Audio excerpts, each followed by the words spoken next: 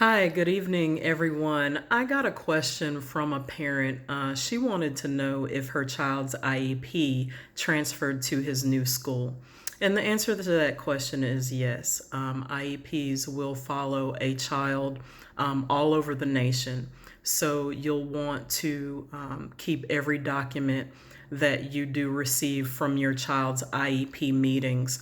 It would be great if you kept a folder. It's going to have to be a big folder because you're going to have a lot of documentation. So because she asked me that question, it prompted me to record this video. So this video is going to be IEP 101. It is geared towards those parents that are new to the process. It is not an end-all. So this is just a general guide to help you be more comfortable when you attend those IEP meetings. So if you're attending an IEP meeting, that means that your child met one of the 13 eligibilities under IDEA. IDEA is the nation's special education law. So not only does your child have one of those eligibilities, but they also demonstrate a need for services. That means that their disability was adversely affecting their performance in the general education classroom. When I say general education, when we send our kids to school and they're in a class, they have a teacher, they have same age peers, that is considered general education. So for your student with a disability, maybe they're making limited progress, or maybe their ability is not matching up with their actual performance, or perhaps they have fine motor skill or gross motor skill difficulties and they're in need of more intensive services. That is why your child would have an IEP. Not every student with a disability is in need of an IEP. So your child could have a disability and not have an IEP. So I don't want you to think just because your student has a disability, they automatically need an IEP. That is not the case. As a team, you all will determine how your child is serviced, who will provide those services, and what they'll look like. And when I say team, the team is composed of you, the parent, the general education teacher. You'll have several special education professionals depending on how involved your child is. So you might see a special education teacher, you may see a speech language pathologist, you may see an occupational therapist, a physical therapist, and the list goes on and on. I don't want to overwhelm you. I want to keep this basic. So whoever needs to work with your child will be at that meeting. I don't want you to be overwhelmed with everyone that is at that meeting. Sometimes administrators attend, but they're not always there. Take someone with you if it's going to help you be more comfortable and more relaxed. You are able to bring whomever you want to the IEP meeting.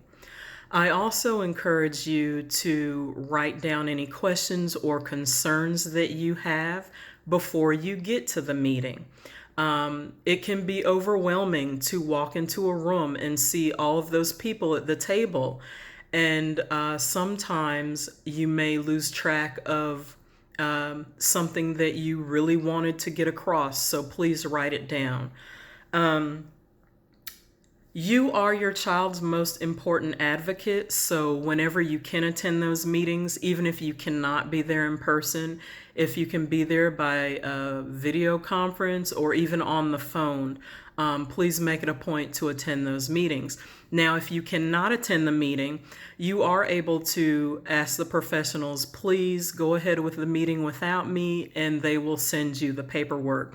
So that is also an option. I don't want you to think that if you cannot go to the meeting, your child will not receive his or her services. That is not the case. So what is an IEP made of? Okay, so you'll see present levels. Present levels consist of how is the child doing in the school setting? How are they performing academically? How are they doing socially? How are they able to function independently? And then how is their communication? Are they easily understood? Are they able to use age appropriate language? So those are considered present levels. If your child has any deficits or needs in any of those areas, you will see a goal in that area.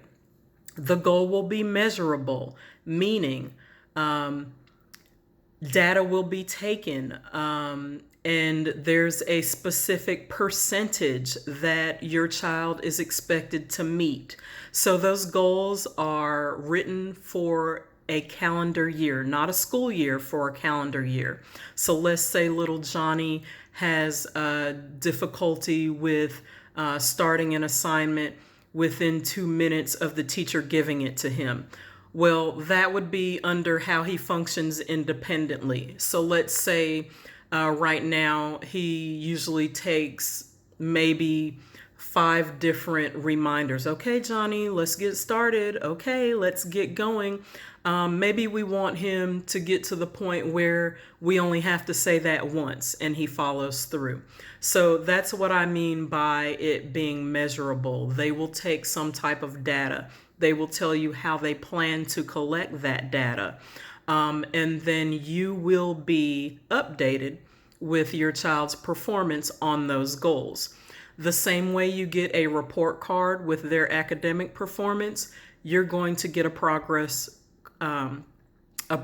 report with their IEP goals and how they're progressing on those IEP goals.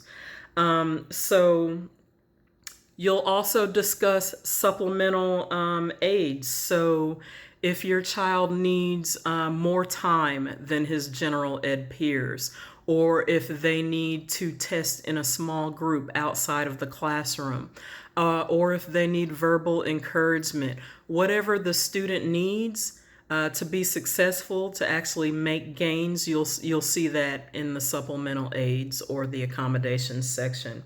They'll also go over how the child will participate in general education. Every student is legally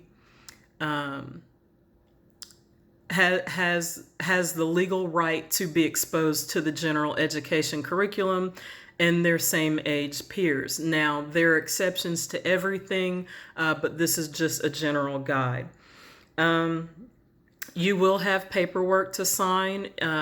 If this isn't your initial meeting, then generally after that, it's that you were in attendance, that you agree that no one has hindered your rights while in the meeting or your child's rights, but you will have things that you need to sign.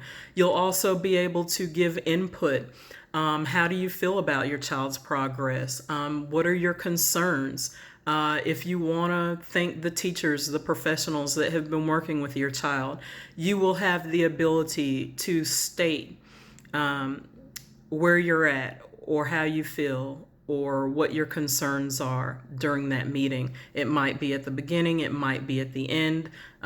Every meeting may look different for different people, but you will have the ability to give your input.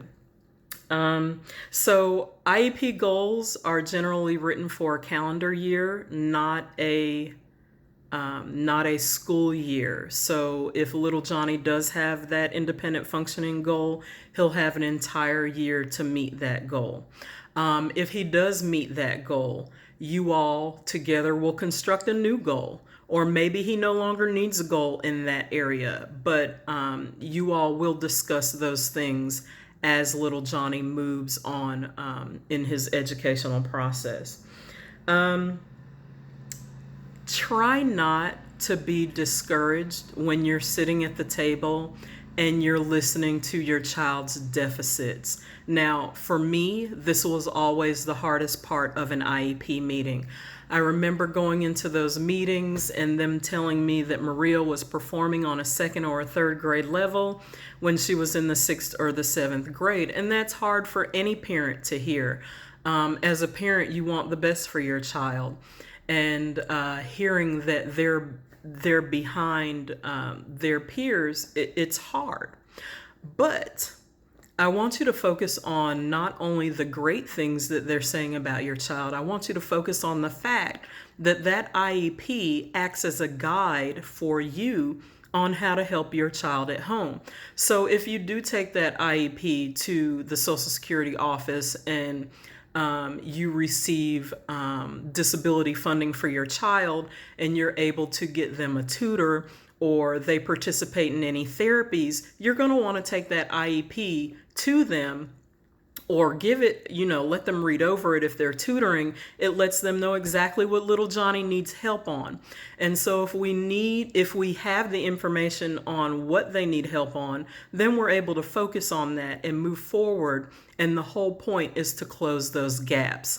So be focused on closing the gap and not the actual gaps, because it's very easy to get stuck in that space, and it's hard to get out of that space. So please, I don't want you to focus on little Johnny's deficits. If at the end of that meeting you still have questions, you still have concerns, let whoever's facilitating that meeting know. They are ultimately there to help you. This is a work from the heart. Most professionals in this line of work are doing it because they love what they do. Now, there are always outliers, but that is not my focus. So if you need additional assistance, you have additional questions, please let them know. They may not have the time right then and there to meet with you, but get their email address. Email them, let them know that you all need another scheduled time to go over your rights or discuss something that you felt you had more questions on. Speak up. Please speak up. I'm putting on my ESC professional hat now. We always encourage parents to participate not only in those IEP meetings, but in their child's education overall. We are a team, and ultimately, all of our goal is to get your child to the best place academically, socially, independently, emotionally that we possibly can. So if you do have any questions, please feel free to ask me. I'm sure I've left some things out, but this is a basic guide, and I hope that it helps you to be more comfortable when you attend those meetings. Thank you so much for your time, and have a great day.